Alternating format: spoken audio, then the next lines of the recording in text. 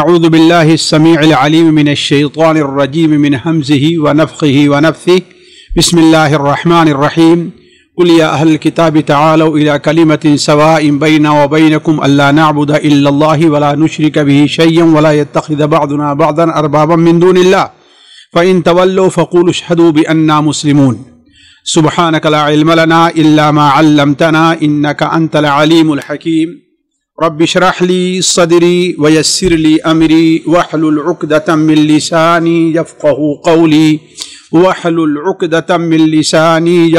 قولي عزیز ساتھیوں اور پیارے بھائیوں، اللہ تبارک و تعالی نے قرآن مجید میں نبی کریم صلی اللہ علیہ وسلم نے اپنی بہت سی احادیث کے اندر بہت سے ایسے قصے بیان کیے ہیں جس میں ہمارے اور آپ کے لیے باعث عبرت ہے، چونکہ قصوں کا اثر انسان کے ذہن پر اور انسان کے مزاج کے اوپر بڑا اچھا اثر ڈالتا ہے، خواہ کسی چیز کی ترغیب کے سلسلے میں ہو یا کسی چیز سے روکنے کے سلسلے میں ہو۔ اس لیے قرآن مجید نے اس طرف خصوصی توجہ دی ہے۔ انہی قصوں میں سے آج ایک قصہ میں آپ کے سامنے بیان کرنے جا رہا ہوں جو قصے حدیثوں کے اندر مروی ہیں۔ یہ قصہ اصل میں حضرت سلمان فارسی رضی اللہ تعالی عنہ، جو مشہور ہے کہ اللہ کے رسول صلی اللہ علیہ وسلم کے بڑے قریبی صحابی تھے، آپ صلی اللہ علیہ وسلم انہیں سلمان الخیر کہا کرتے تھے۔ ان کے اسلام لانے کا واقعہ بھی بڑا دلچسپ ہے، لیکن میں ان کا ایک بیان کردہ قصہ آپ کے سامنے رکھتا ہوں۔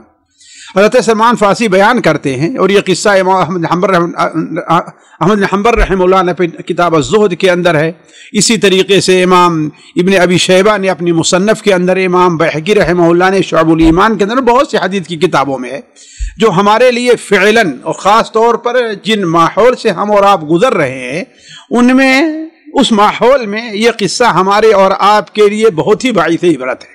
حضرت سلمان فارسی رضی اللہ عنہ بیان کرتے ہیں کہ ایک شخص ایک بات کہی انہوں نے اپنے ساتھیوں کے سامنے کہ ایک شخص ایک مکھی کے سبب جنت میں داخل ہوا اور ایک شخص ایک مکھی ہی کی وجہ سے جہنم میں چلا گیا۔ لوگوں نے پوچھا کہ یہ کیسے؟ مکھی کیا چیز ہے؟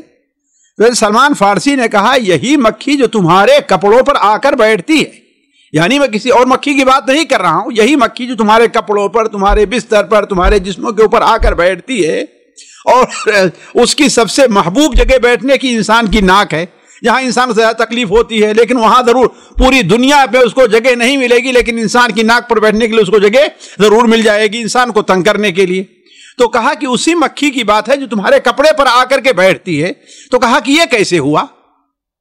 تو حضرت سلمان فارسی رضی اللہ عنہ بیان فرماتے ہیں کہ تم سے پہلے جو لوگ تھے ان میں سے دو مسلمان ایک بار کسی قوم کے بت کے پاس سے گزرے، کسی قوم کے بت کے پاس سے گزرے جس کے پاس لوگ بطور مجاور کے بیٹھے ہوئے تھے۔ جیسے کہ عام طور پر دیکھیں، چاہے مسلمانوں کی درگاہیں ہوں جو اپنے کو مسلمان کہتے ہیں، یا ہندوؤں کے جو ہے کوئی مندر ہو، اس کے پاس کچھ نہ کوئی لوگ جا کر کے بیٹھے رہتے ہیں، اور مسلمانوں کی جو درگاہیں ہیں وہ کسی کی قبر رہتی ہے، کس میں کوئی دفن ہے اسے بت کی شکل دے دی گئی ہے، اور ہندوؤں کے جو مندریں ہیں ان کے اوپر کھڑے کر کے کوئی بت بنا دیا گیا ہے، اس لحاظ سے کہ شرعی طور پر دونوں کی عبادت ناجائز اور دونوں جگہ بیٹھنا کفر اور شرک ہے، اس میں دونوں میں کوئی فرق نہیں ہے۔ تو وہ لوگ مجور بن کر کے بیٹھے ہوئے تھے، ان کا دستور تھا کہ کسی کو بھی اس آگے سے، یعنی جسے روڈ کے اوپر تھا، تو وہاں سے کسی کو بھی گزرنے نہیں دیتے تھے جب تک کہ اس بت کے اوپر کچھ چڑھاوا نہ چڑھا دے۔ آج کی زبان میں اسے نذرانہ کہتے ہیں، آج کے زمان میں اسے کوئی اور چیز کا نام دیتے ہیں، اور ہندو اسے کچھ اور نام دیتے ہیں، لیکن اصل چیز یہ ہے کہ گویا اس بت کو خوش کرنے کے لیے یہ کام وہ لوگ کیا کرتے تھے۔ اور ہم نے ایسے بھی دیکھا بسا اوقات لوگ روڈ کے اوپر بالکل بانس اور لکڑی باندھ دیں گے اور کھڑے کیے رہیں گے جب تک کوئی آدمی، جتنے گاڑی والے جا رہے ہیں، ٹرک والے جا رہے ہیں، جب تک کچھ دیں گے نہیں تب تک آگے نہیں جانے دیتے ہیں۔ تو ایسا ان لوگوں کا یہ دستور تھا کہ کسی کو بھی اس وقت تک گزرنے نہیں دیتے جب تک کہ اس بت پر کچھ چڑھاوا نہ چڑھا دے۔ چنانچہ ان لوگوں نے ان دونوں سے کہا ہمارا یہ دستور ہے کہ اس بت کے پاس سے گزرنے والا ہر شخص کچھ نہ کچھ اس کے اوپر چڑھائے، لہذا تم لوگ بھی ان پر کچھ نہ کچھ چڑھاؤ۔ ان لوگوں نے کہا یہ تو شرک ہے، ہم اللہ کے علاوہ کسی کے لیے کوئی نذرانہ پیش نہیں کرتے، ہم اللہ کی عبادت میں کسی کو شریک نہیں کرتے۔ ان لوگوں نے کہا دیکھو کچھ نہ کچھ تو چڑھاوا چڑھانا پڑے گا، اس کے بغیر چھٹکارا نہیں ہے۔ ان دونوں مسلمانوں نے کہا کہ ہمارے پاس چڑھانے کے لیے کچھ بھی نہیں ہے، نہ بکرا ہے، نہ چادر ہے، نہ مرغا ہے، کوئی چیز ہمارے پاس چڑھانے کے لیے نہیں ہے۔ ان لوگوں نے کہا دیکھو کچھ نہ کچھ تو چڑھاؤ، خواہ ایک مکھی ہی کیوں نہ ہو۔ آپس میں بات بڑھی اور زیر ہوتے ہوتے یہاں تک بات پہنچ گئی کہ ان لوگوں نے کہا کہ اب تم لوگوں کو یہاں سے گزرنے ہم نہیں دیں گے، یہاں تک کہ تم لوگ کچھ نہ کچھ چڑھاؤ، خواہ ایک مکھی ہی کیوں نہ ہو۔ وہ دونوں بڑے پریشان ہوئے، ایک دوسرے کی طرف دیکھا اور دیکھنے کے بعد ایک دوسرے سے پوچھا کیا خیال ہے اور میں کیا کرنا چاہیے۔ ان کے دوسرے ساتھی نے کہا کہ میں تو اللہ کے علاوہ کوئی چیز بطور قربانی کے نہیں دینا چاہتا، میں تو اللہ کے علاوہ کوئی چیز بطور نظر کے نہیں پیش کرنا چاہتا، میں تو اللہ کے علاوہ کسی کو بھی خوش کرنے کے لیے کوئی جانور یا کوئی چیز ذبح نہیں کرنا چاہتا۔ تو اس نے کہا یہ کہنا تھا اس کا کہ لوگوں نے اسے قتل کر دیا، نعوذ باللہ من ذالک۔ اب جو قتل کر دیا تو حضرت سلمان فارسی بیان کرتے ہیں کہ وہ شخص جنت میں چلا گیا۔ کیوں؟ وہ شہید ہو گیا، اللہ تعالیٰ کے لیے اسے لوگوں نے قتل کیا ہے۔ دوسرے نے جب دیکھا کہ جان چھوٹنے والی نہیں ہے تو اس نے اپنے دل میں کہا کہ ایک مکھی کی اہمیت کیا ہے، ایک مکھی کیا اہمیت ہے۔ لہذا اس کے چہرے کے اوپر کوئی مکھی آئی تھی، اس کو پکڑا، اس کو ایسے مسلا اور کہا کہ اس بت کے نام پر چڑھا رہا ہوں میں، اور اسے چڑھا دیا، لوگوں نے اس کو چھوڑ دیا، اور اسی وجہ سے وہ شخص جہنم میں چلا گیا۔ یہ قصہ امام احمد حنبل رحمہ اللہ نے اپنی کتاب الزہد کے اندر حضرت سلمان فارسی سے بسند صحیح نقل کیا ہے۔ اس قصے کی صحت دو اعتبار سے ہو سکتی ہے، اور اسی وجہ سے میں اس قصے کو یہاں بیان کر رہا ہوں۔ ایک تو یہ کہ یہ غیب کی بات ہے، حضرت سلمان فارسی نے اسے جب تک اللہ کے رسول سے سنا نہ ہوگا اس لیے تب تک اسے بیان نہیں کیا ہوگا۔ اس لیے کوئی صحابی کوئی ایسی چیز نہیں بیان کرتا جو غیب کی ہو، جس کو پر وہ حاضر نہ رہا ہو۔ ایک وجہ تو یہ ہو سکتی ہے، اور اگر یہ وجہ نہ بھی ہو تو ہو سکتا ہے سلمان فارسی رضی اللہ عنہ پہلے کیا تھے، وہ مجوسی تھے، اور اس کے بعد وہ غلام بنا کر کے یہود کے یہاں اہل کتاب کے یہاں سالوں رہے ہیں۔ پہلے علا کے اندر رہے، پھر اس کے بعد مدینہ منورہ کے یہودیوں نے انہیں خریدا اور ان کے ہاں غلامی کرتے تھے اور خدمت کرتے تھے۔ تو ہو سکتا ہے کہ یہ بات انہوں نے کس سے سنی ہو، یہودیوں سے سنی ہو، اور اللہ کے رسول صلی اللہ علیہ وسلم نے ارشاد فرمایا ہے حدثوا عن بنی اسرائیل فإن فیہم کانت الاعاجیب، تم لوگ بنو اسرائیل کے واقعات بیان کیا کرو، اس لیے کہ بنو اسرائیل کے اندر عجیب و غریب چیزیں پیش آتی تھی۔ اور ساتھیوں صحیح ہے، اس امت مسلمہ میں اتنی عجیب و غریب چیزیں نہیں پیش آتی جتنا بنو اسرائیل کے اندر پیش آتی تھی۔ بنو اسرائیل کے لیے دیکھیے اللہ تبارک و تعالیٰ نے من و سلوہ ان کے اوپر نازل کیا تھا۔ بنو اسرائیل کہ اللہ تبارک و تعالیٰ نے وہ رسول کی نافرمانی کی ہے تو اللہ نے ان کے اوپر پہاڑ کا سایہ کیا، اور قریب تھا پہاڑ ان کے اوپر گر پڑتا، لیکن ان لوگوں نے توبہ کی تو پہاڑ پھر اپنی جگہ پہ چلا گیا۔ یہ ساری قرآن کی باتیں ہیں، کسی اور جگہ نہیں۔ ایک جگہ پر وہ جا رہے تھے، انہیں سخت پانی کی ضرورت پڑی، حضرت موسیٰ علیہ السلام ان کے ساتھ تھے، پانی کا مطالبہ کیا تو حضرت موسیٰ علیہ السلام نے اپنی عصا ایک پتھر کے اوپر ماری تو اسے 12 چشمے ظاہر ہو گئے۔ تو صرف سورہ بقرہ آپ پڑھیے، دیکھیں بنو اسرائیل میں کتنی عجیب و غریب چیزیں پیش آیا کرتی تھی۔ تو نبی صلی اللہ علیہ وسلم نے بیان فرمایا کہ حدثوا عن بنی اسرائیل، تم بنی اسرائیل کے واقعات بیان کرو، کیونکہ ان کے ہاں عجیب و غریب واقعات پیش آتے تھے۔ تو ہو سکتا ہے کہ یہ قصہ حضرت سلمان فارسی رضی اللہ تعالیٰ عنہ نے اگر حضرت اللہ کے رسول صلی اللہ علیہ وسلم نہیں سنا ہے تو اس کا مطلب یہ ہے کہ یہ بنو اسرائیل سے قصہ لیا ہوگا۔ یعنی کسی بھی صورت میں، دونوں صورتوں میں کسی میں یہ قصہ اس لائق ہے کہ ہم اور آپ اس سے عبرت حاصل کریں اور اس سے سبق لیں۔ اب ہم آپ کے سامنے یہ دیکھتے ہیں کہ آخر ہمیں اس سے کیا سبق ملتا ہے۔ ساتھیوں، توجہ دینے کی ضرورت ہے۔ سب سے پہلی چیز ذرا دیکھیں، ایک مکھی آخر اس کی کیا اہمیت ہے، ذرا دیکھیں۔ یعنی ہماری آپ کی نظر میں کتنا معمولی سا یہ شرک ہے، جیسا کہ اس شخص نے جس نے مکھی کو بطور نذرانہ کے یا بطور قربان کے اس بت کے پر پیش کیا تھا، اس نے کیا، ارے مکھی کی کیا اہمیت ہے۔ جس طریقے سے آج کے ماحول میں ہم میں بہت سے لوگ حالات سے متاثر ہو کر کے، دشمنوں سے متاثر ہو کر کے بہت سے ایسا کام کر جاتے ہیں جو شریعت کے خلاف ہے، اپنی روزی کے بارے میں بہت سے ایسا سودا کر جاتے ہیں۔ مثال کے طور پر اگر کوئی ایسی نوکری ان کو مل رہی ہے جس میں انہیں نماز پڑھنے کا موقع نہیں ملے گا تو کہیں گے ارے بھائی کیا کیا، روزی تو کمانا ہے نا، چلو ٹھیک ہے نماز ساری اکٹھا کر کے پڑھ لیں گے۔ تو وہ یعنی اسے معمولی چیزیں سمجھتے، جبکہ یہ بہت بڑی چیز انسان کی ہلاکت کا سبب بن سکتی ہے۔ نماز جو کہ اتنی اہم چیز ہے کہ ایک وقت کی نماز اگر کسی کی چھوٹ گئی تو گویا اس کا سارے مال و اولاد، اس کے جو کچھ بھی ہے سارا کا سارا وہ بیکار چلا گیا۔ تو بسا اوقات انسان ایک چیز کو حقیر سمجھتا ہے لیکن وہ اللہ تبارک و تعالیٰ کے نزدیک حقیر نہیں ہوتی۔ انہی میں سے ایک چیز شرک ہے۔ شرک خواہ معمولی ہی کیوں نہ ہو، وہ اللہ تبارک و تعالیٰ کے نزدیک قابل گرفت ہے۔ اسی لیے اللہ تعالیٰ ارشاد فرماتا ہے ان اللہ لا یغفر ان یشرک بہ ویغفر ما دون ذلک لمن یشاء۔ اللہ تعالیٰ شرک کو نہیں بخشے گا۔ شرک کے علاوہ جتنے گناہ ہیں انسان اگر اللہ چاہے تو بخش سکتا ہے، لیکن اللہ تعالیٰ کا یہ عہد ہے کہ اللہ تبارک و تعالیٰ مشرک کو، خواہ شرک اکبر کا مرتکب ہے یا شرک اصغر کا مرتکب ہے، اللہ تبارک و تعالیٰ اسے سزا ضرور دے گا۔ اگر شرک اکبر کا مرتکب ہے تو جہنم میں ہمیشہ ہمیشہ رہے گا، اور اگر شرک اصغر کا مرتکب ہے تو اپنے جرم کے عوض میں اللہ تعالیٰ اسے حشر کے میدان میں سزا دے دے، جہنم میں سزا دے کر کے نکال دے، اللہ تعالیٰ کی مرضی کے اوپر ہے۔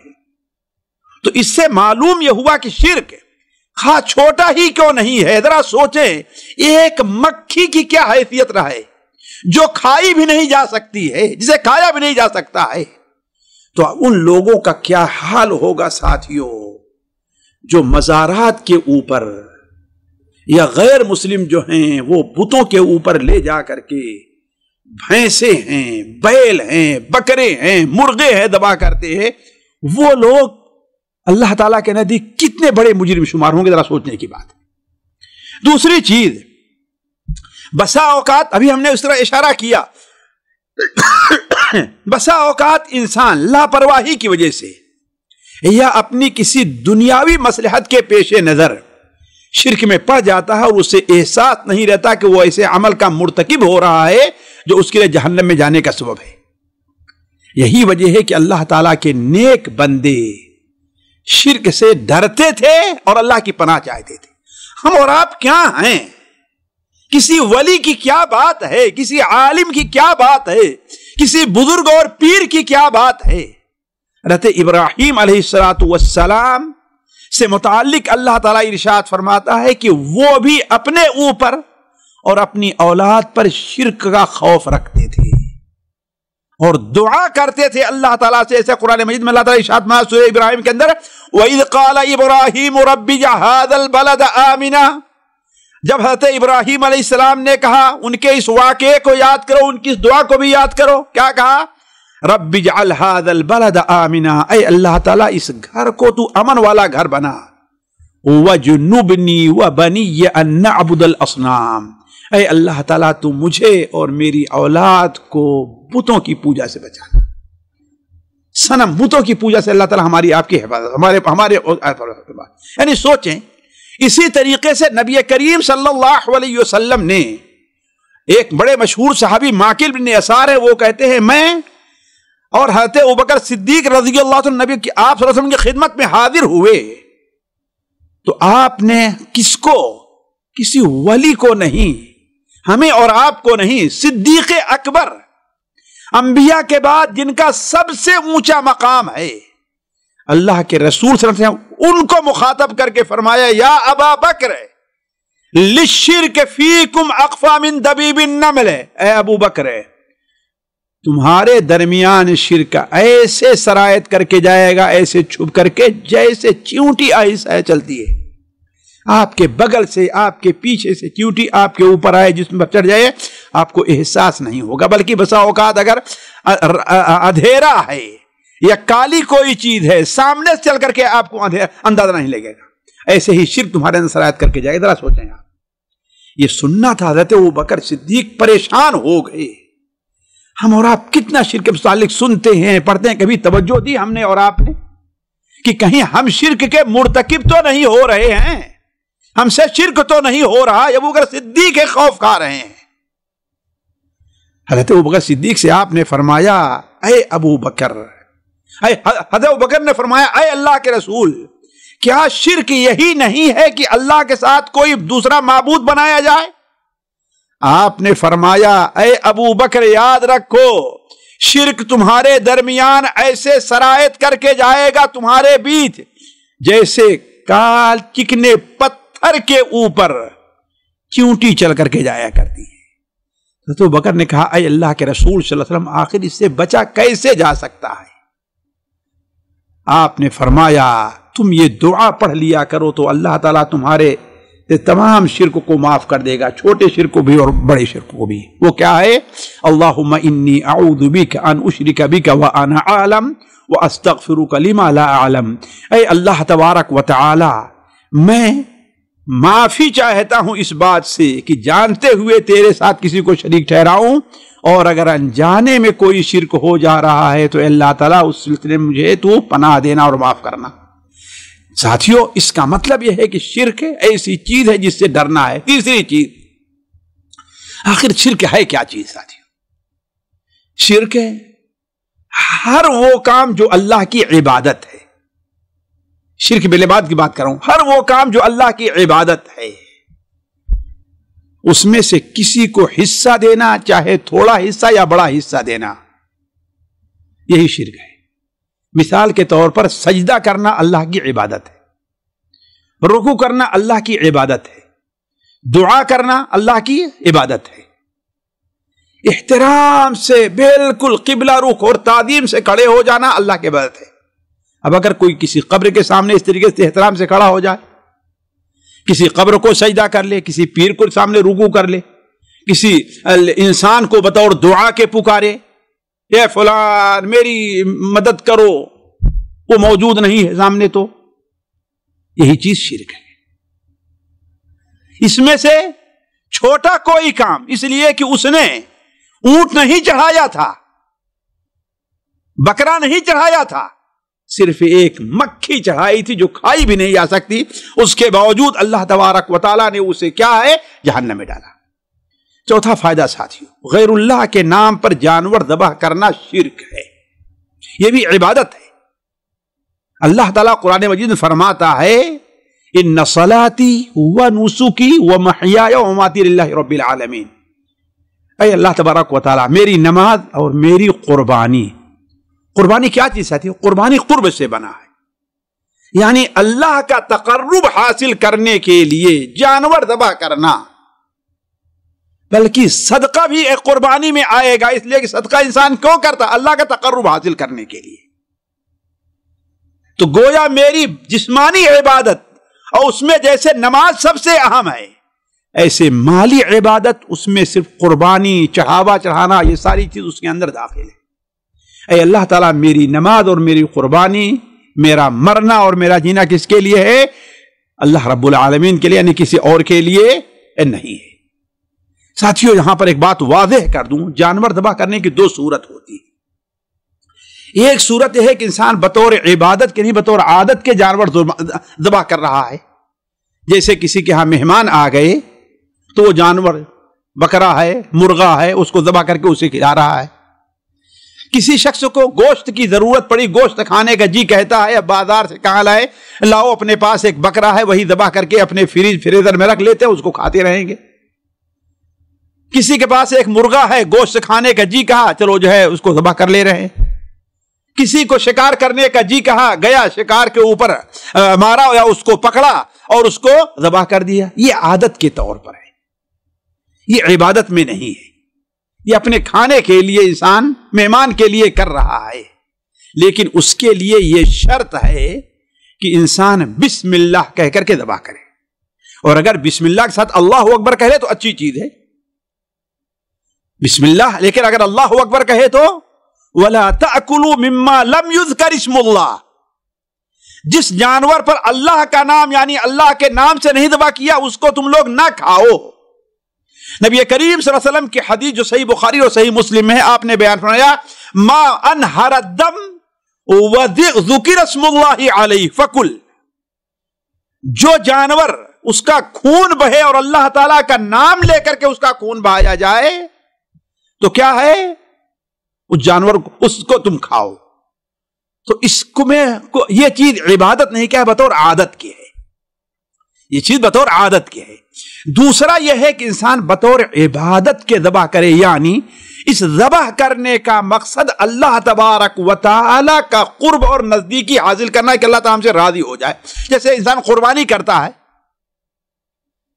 جس طریقے سے حج کے موقع پر انسان بطور ہدیہ کے جانور ذبح کرتا ہے، یہ چیز کیا ہے، بطور تقرب کے ہے۔ یہ اولاً یہ اگر کسی اور کا قرب حاصل کرنے کے لیے ذبح کیا جائے کہ کوئی اور ہم سے راضی ہو تو یہی چیز کیا ہے، شرک میں داخل ہے۔ اور رضا کے بارے میں ہوگا کہ شرک اصغر شرک اکبر ہوگا۔ مثال کے طور پر آپ نے کسی لیڈر کو، وزیر کو، بڑے کو دعوت دی، آپ کے پاس استطاعت نہیں ہے، لیکن سوچتے ہیں کہ اگر ہم نے ان کے لیے مرغا نہیں ذبح کیا اور ان کے لیے اگر ہم نے بکرا نہیں ذبح کیا تو یہ میرا کام کیا ہے، نہیں ہوگا، ناراض ہوں گے، میری عزت نہیں کی، تو آپ جو ہے ان کو راضی کرنے کے لیے آپ جو ہے بکرا ذبح کر کے کھلائیں۔ تو اس کا مطلب یہ ہے کہ یہ اللہ کے لیے آپ نے نہیں ذبح کیا۔ اگر یہ ہوتا کہ آپ مہمان کی عزت کرنی چاہیے، اللہ نے مہمان کی عزت کا حکم دیا ہے لہذا ہم اس کو ذبح کرتے ہیں، تو یہ ثواب کا کام ہوتا۔ اور اگر آپ اسے اس لیے کرتے ہیں کہ ہاں بھائی کسی پیر کے نام سے کہ وہ خوش ہو جائیں، ہم سے گرامی والے ہم سے خوش ہو جائیں، غریب نواز ہم سے خوش ہو جائیں، دستگیر ہم سے خوش ہو جائیں، گیسو درات ہم سے خوش ہو جائیں، تو اس میں اگر ایک انڈا بھی اگر وہاں پر دیا گیا تو یہ کیا شرک میں داخل، اور یہ شرک اکبر ہے۔ اسی لیے دیکھیں اس نے بت کے اوپر کیا ہے، صرف ایک مکھی چڑھائی تھی، بس ایک مکھی۔ کیوں؟ اس کا مقصد کیا تھا، اس بت کو راضی کرنا تھا، اس لیے اس کی وجہ سے کیا ہے، وہ شخص جہنم میں گیا ہے۔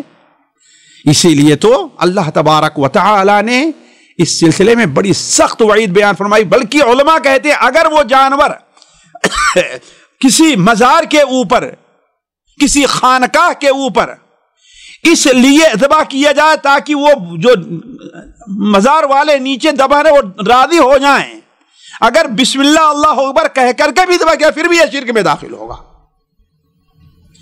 ساتھیوں، پانچواں فائدہ توحید اور اس پر ثابت قدمی کی فضیلت۔ اس شخص کو اللہ تعالیٰ نے اس کے تمام گناہوں پر کوئی نظر نہیں کی، ساری زندگی کے گناہ معاف کر دیے، صرف اس لیے کہ وہ اڑا رہ گیا کہ میں اللہ کے علاوہ کسی کے نام سے کوئی چیز چڑھانے جاتا، یہ شرک ہے، یہ نہیں چڑھاؤں گا۔ حتیٰ کہ لوگوں نے مطالبہ کیا کہ ایک مکھی کیوں نہ ہو، کہا اتنا چھوٹا شرک بھی 22 سال ساتھ میں نہیں کر سکتا۔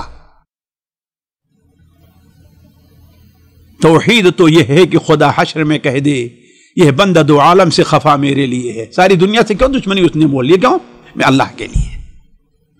تو توحید اور ساتویں قدمی کی فضیلت دیکھیے کہ اللہ تعالیٰ نے کیسے اس کو، یہاں پر ایک مسئلہ اور بہت واضح کر دوں اور اسی پر اپنی بات ختم کرتا ہوں کہ جان اور مال بچانے کے لیے مجبور ہو کر اگر کوئی کفر کرتا ہے تو اس کی دو صورت ہے۔ آج کے ماحول میں ساتھیوں اس پر خصوصی توجہ دینے کی ضرورت ہے۔ جان اور مال بچانے کے لیے مجبوراً اگر کوئی کفر کرتا ہے، کلمہ کفر ادا کرتا ہے، تو اس کی دو صورت ہے۔ صرف اس کا مقصد چھٹکارا حاصل کرنا ہو، البتہ دل سے اس کو کبھی سمجھتا ہے اور اسلام کی حقانیت پر اس کا دل مطمئن ہے، اس کا مقصد ہے کہ میں اسے کیسے چھٹکارا تو حاصل کروں، تو پھر اس کے بعد ہم اسے بھاگ جائیں گے۔ یہ پہلی صورت ہے۔ دوسری صورت یہ ہے کہ زبان کے ساتھ دل سے بھی اس پر راضی ہو جائے، اگرچہ اس کو حق نہیں سمجھتا لیکن اس کے اوپر راضی ہو جا رہا ہے۔ جیسے بہت سے لوگ جھوٹی شہادت، یعنی کوئی آدمی آپ سے کہے کہ آپ میرے آپ لیے گواہی دے دیں، آپ جان رہے ہیں کہ جھوٹا ہے، لیکن اس کو راضی کرنے کے لیے آپ گواہی دینے پر راضی ہو جا رہے ہیں، تو گویا اگرچہ آپ کے دل میں ہے کہ ہاں یہ جھوٹا ہے، میں جھوٹی گواہی دے رہا ہوں، لیکن اللہ تعالیٰ کے نزدیک آپ مجرم ہیں۔ تو ایسے اگر کسی کا مقصد چھٹکارا حاصل کرنا اور دل سے اس پر راضی بھی ہے، خواہ اگرچہ اس کو غلط سمجھتا ہے، جیسے ہمارے ہاں بہت سے لوگ ہیں بہت کام کو غلط سمجھتے ہیں لیکن وہ کام کرتے ہیں، ایسا بہت سا ہے۔ حتیٰ کہ آپ سمجھیے کہ حتیٰ کہ ایک فاحشہ عورت بھی جو کام کرتی سمجھتی کہ یہ کام غلط ہے، ایک آدمی رشوت لیتا سمجھتا ہے کہ یہ کام غلط ہے، اسے چپ کر کے لیتا ہے وہ، لیکن اس کے باوجود وہ لے رہا ہے، تو اس کا مطلب یہ نہیں بلکہ اس کے اوپر رضامند ہو جانا یہ بہت ہی خطرناک چیز ہے۔ اور زیر بحث قصے کے اندر یہی چیز ہے کہ وہ گویا راضی ہو گیا کس بات کے اوپر کہ ہاں بھائی ٹھیک ہے، ایک اس بت کے نام پر ہم ایک مکھی چڑھا دے رہے ہیں۔ اللہ تعالیٰ ارشاد فرماتا ہے من کفر باللہ من بعد ایمانہ الا من اکرہ وقلبہ مطمئن بالایمان، جو شخص ایمان لانے کے بعد کفر کرے وہ اگر مجبور کیا گیا اور دل اس کا ایمان پر مطمئن ہے تب تو خیر ہے، مگر جس نے دل کی رضا مندی سے کفر کر لیا ہے اس پر اللہ کا غضب ہے، اور یہی لوگ ہیں جن کے لیے بڑا عذاب تیار ہے۔ حضرت عمار ابن یاسر رضی اللہ تعالی عنہ، ان کی سیرت میں آتا ہے کہ ان کو مشرکین نے ایک بار پکڑ لیا اور بہت تکلیفیں دی، اذیت پہنچائی، یہاں تک کہ کہا کہ تم یہ کہو کہ ہم جس راستے پر ہے وہ حق ہے اور محمد صلی اللہ علیہ وسلم نعوذ باللہ من ذالک جھوٹے ہیں، نعوذ باللہ من ذالک۔ حضرت عمار ابن یاسر کو اتنی تکلیفیں دی کہ وہ یہ بات کہنے پر مجبور ہو گئے اور کافروں نے انہیں چھوڑ دیا، مشرکوں نے۔ مکہ کے اندر کا واقعہ ہے، وہ نبی صلی اللہ علیہ وسلم روتے ہوئے آئے اور کہا اے اللہ کے رسول صلی اللہ علیہ وسلم، ہم سے تو ایسی آج غلطی ہو گئی ہے۔ کہا کیا؟ کہا آج مشرکین نے مجھ سے جو کچھ آپ کے خلاف کہلوانا چاہا ہے کہلوا لیا ہے اور اپنے باطل مذہب اور بتوں کی تائید کرا لی ہے۔ آپ نے فرمایا یہ بتاؤ جب تم نے یہ بات کہی تو اس بارے میں تمہارے دل میں کیا تھا؟ ہم نے کہا میرا دل تو آپ کے اوپر ایمان لانے میں، آپ کی سچائی پر مطمئن ہے، میں اسے کبھی چھوڑ نہیں سکتا۔ تو آپ نے فرمایا کوئی بات نہیں، اگر دوبارہ تمہیں مجبور کرے پھر تم یہ کام کر لینا۔ تو گویا اگر انسان دل سے اس پر راضی نہیں ہو رہا ہے اس عمل کے اوپر، تو گویا کہ وہ چیز اس کے لیے کیا ہے؟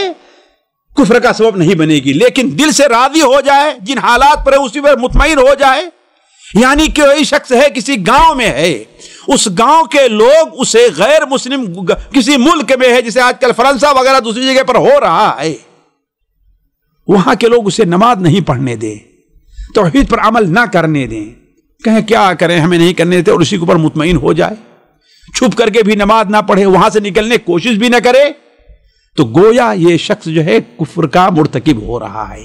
لیکن ان کے مجبور کرنے پر وقتی طور پر وہاں کہہ لے، لیکن دل میں یہ رہے کہ ہمیں کسی طرح سے ان سے فرصت مل جائے اور چلا جاؤں میں یہاں سے، تو اس کے اوپر یہ حکم نہیں لگے گا۔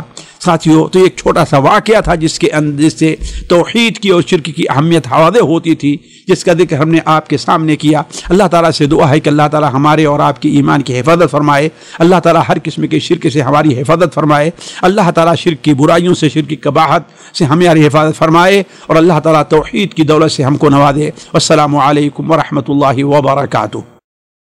سامعین کرام، ہمارے علمی اور عوامی دروس اور سوال و جواب کی مجلسوں سے آپ خود بھی مستفید ہوں اور اپنے دوست و احباب کے ساتھ بھی شیئر کریں۔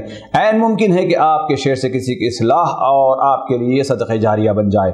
واٹس ایپ پر اسلامک میسج حاصل کرنے کے لیے نمبر نوٹ فرمائیں: یعقوب عزیز 009665089595707۔ واٹس ایپ سوال جواب گروپ میں ایڈ ہونے کے لیے نمبر نوٹ فرمائیں: عبدالسلام عمری 0096650262762۔ نمبر بھیجتے ہوئے نام اور پتہ ضرور لکھیں۔ اسی طرح ہمارے یوٹیوب چینل اسلامی دعویٰ کو ضرور سبسکرائب کریں تاکہ ہماری ہر نئی اور اہم ویڈیو کی اطلاع آپ کو فوری حاصل ہو جائے۔ تمام دروس، مقالات اور سوال و جواب سیریز کے لیے ہماری مشہور ویب سائٹ www.islamidawah.com کا مشاہدہ کرتے رہیں۔ السلام علیکم ورحمۃ اللہ وبرکاتہ۔